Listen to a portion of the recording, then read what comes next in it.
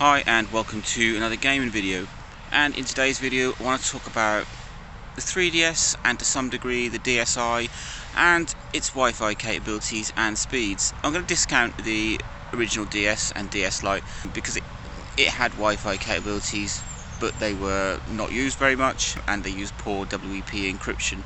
But fast forward to the DSi with the introduction of the eShop, which really took off with the 3DS, and you start to notice that download speeds are terrible.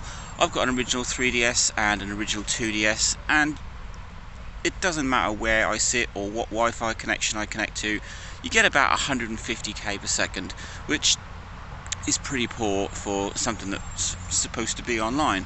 That's improved somewhat with my new 3DS XL, probably pushes about 300k per second. It's still not fantastic. Now Nintendo are very clever. They never show you the size of things. They use blocks rather than megabytes, and they don't tell you your download speeds when you're using your 3DS on the eShop. It just comes in, you get this fancy little graphics of something downloaded, and that's all you get. And it isn't a huge issue because 3DS games, DSi games, they're not massive, they don't take a lot to come in, but you don't know the size of the download because it doesn't say, oh, this is a 2.5 gig download. It tells you in blocks. It's only when you install custom firmware and you use something like the universal updater that uses kilobytes, megabytes, and then you get to see just how slow downloading is on a 3DS.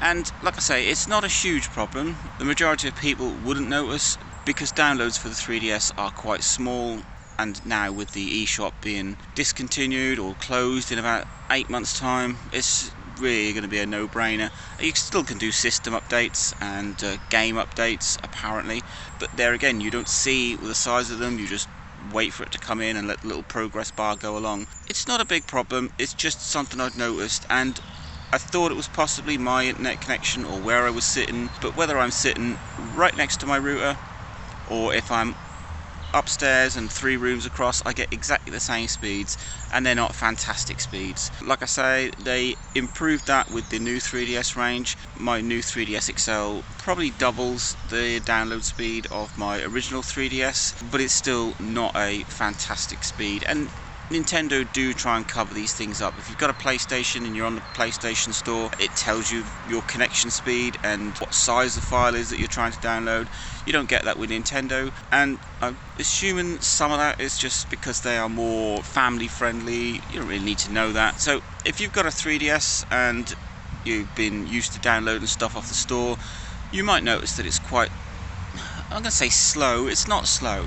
It kind of reflects the download size because most downloads for the 3DS are quite small. Even if you're downloading an entire game from the eStore, it doesn't take a huge amount of time, but it's relative.